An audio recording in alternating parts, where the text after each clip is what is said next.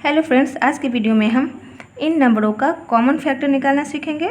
तो पहला क्वेश्चन है 20 एंड 28 का कॉमन फैक्टर निकालना है। तो सबसे पहले हम जानेंगे कि कॉमन फैक्टर होता क्या है। तो यदि हम 20 का कॉमन फैक्टर निकालेंगे तो सबसे पहले हम देखेंगे कि 20 किस नंबर से कम्प्लीटली डिवाइड हो जाता है या 20 किन किन नंबर के टेबल में आता है। ठीक है, तो पहला नंबर में हमारा 20 को देखेंगे तो 20 किस किस नंबर के टेबल में आता है या किस नंबर से यह टोटली डिवाइड हो जाता है। तो 21 के टेबल में आता है, ठीक है, और यह 2 के टेबल में भी आता है और 2 से कम्प्लीटली डिवाइड भी हो जा रहा है। इसके बाद यह 4 से डिवाइड होगा, फिर यह 5 से डिवाइड होगा या बोलिए तो 5 के टेबल में आएगा, और फिर यह 10 2 ज़ा 20 10 के टेबल में आएगा या 10 से डिवाइड होगा। इसी तरह हम 28 का कॉमन फैक्टर निकालेंगे। तो 28 सबसे पहले 1 से डिवाइड होगी, फिर यह 2 से डिवाइड होगी या बोले तो 2 के टेबल में आएगी।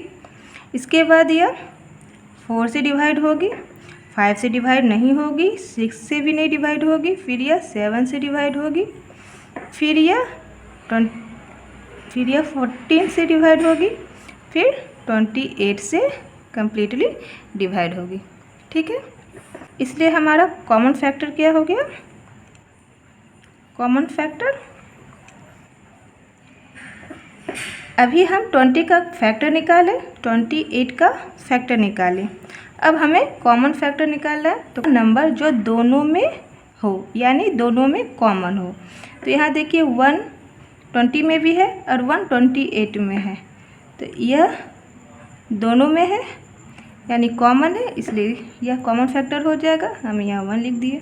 फिर देखिए 2 20 में भी है और 2 28 में भी है, यानी कॉमन है, यह कॉमन फैक्टर हो गया, यानी 2 हमारा कॉमन फैक्टर है। अब देखिए 4 भी दोनों में है, इसलिए हमारा यह कॉमन फैक्टर है। अब देखिए 5 इसमें नहीं है, 10 इसमें नहीं है, तो हमारा कॉमन फैक्टर 20 एंड 28 का 1 2 4 हुआ, यही हमारा आंसर हो गया। ठीक है, इसी तरह हमारा दूसरा नंबर क्वेश्चन है 15 एंड 25 का हमें कॉमन फैक्टर निकालना है। पहले हम 15 का फैक्टर निकालेंगे।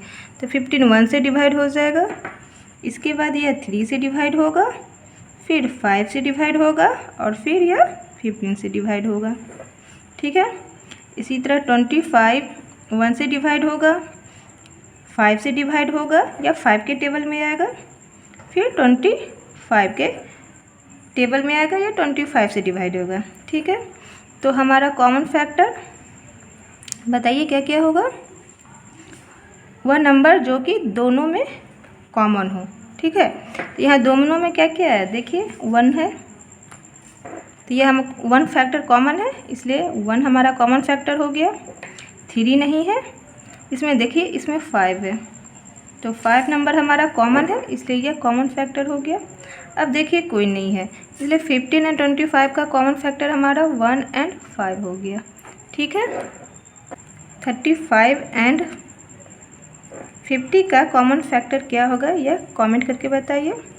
वीडियो पसंद आए तो लाइक और सब्सक्राइब जरूर कीजिए। Thank you for watching.